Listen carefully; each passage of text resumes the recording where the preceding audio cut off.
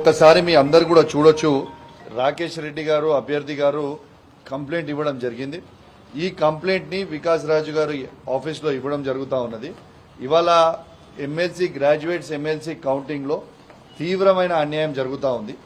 Third round లో మాకు 533 lead మన రాకేష్ రెడ్డి గారికి వస్తే ఆ లీడ్ ని టేబుల్ మీద రాకేష్ రెడ్డి గారికి చూపించి ఎంట్రీలో మాత్రము తీసుకుపోయి తీన్మార్ మల్లన్న గారికి ఆ 533 ఓట్స్ కూడా వేయడం జరుగుతూ ఉంది.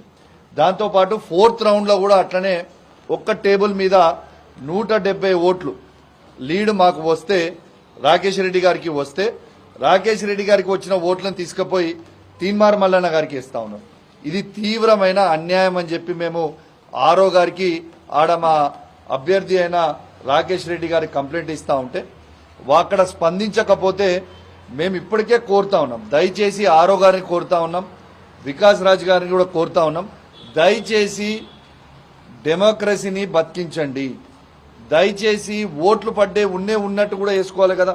దాని ఎవిడెన్స్ కూడా మా రాకేష్ రెడ్డి గారు అక్కడ చూపిస్తా ఉన్నారు. ఆరో గారు యాక్షన్ తీసుకోకపోవడం అనేది చాలా బాధాకరం అని చెప్పుకుంటాం. దయచేసి ఇప్పటికైనా కూడా సరి చేసుకోమని ఆరో గారిని మేము కోరుతా ఉన్నాం. వెంటనే వికాస్ రాజ్ గారిని కూడా దీని మీద ఇంటర్ఫియర్ అయి వెంటనే యాక్షన్ తీసుకోవాలని కూడా మేము కోరుతా ఉన్నాం.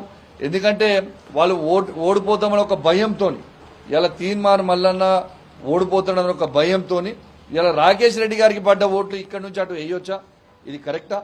ఒక్కసారి ఆలోచించాలని నేను కోరుకుంటూ వెంటనే దయచేసి ఆరో గారిని మరియు వికాస్ రాజు గారిని కూడా కోరుతా ఉన్నాం. దీన్ని వెంటనే సరి చేసుకోవాలని కోరుకుంటూ సెలవు తీసుకుంటా ఉన్నాం. జై తెలంగాణ, జై కేసీఆర్. నమస్కారం.